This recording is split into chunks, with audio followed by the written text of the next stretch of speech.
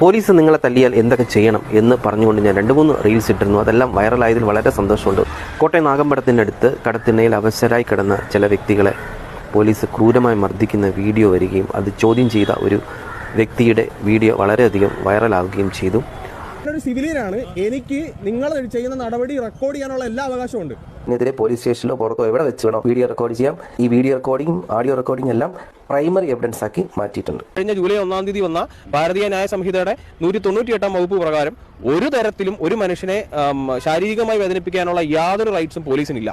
July 1, 2024 ശേഷം ഭാരതീയ ന്യായ സംഹിത section 198 പ്രകാരം പോലീസുകാർ നമ്മളെ അടിച്ചു കഴിഞ്ഞാൽ 1 വർഷം വരെ തടവ് കിട്ടുന്ന ശിക്ഷയായിട്ട് മാറ്റി കഴിഞ്ഞു.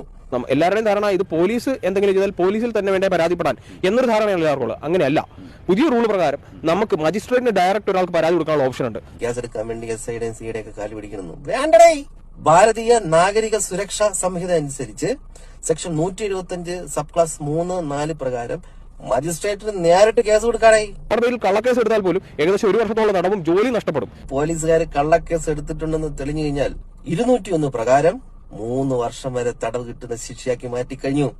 പോലീസിന്റെ നടപടിയെ ചോദ്യം ചെയ്ത ആ ചങ്കുറ്റമുള്ള ചെറുപ്പക്കാരൻ പറഞ്ഞ പല വാക്കുകളും എൻ്റെ റീൽസിൽ ഞാൻ ഉപയോഗിച്ചിരുന്നതാണ് എന്നറിയുമ്പോൾ ഞാൻ ആരേട്ടാ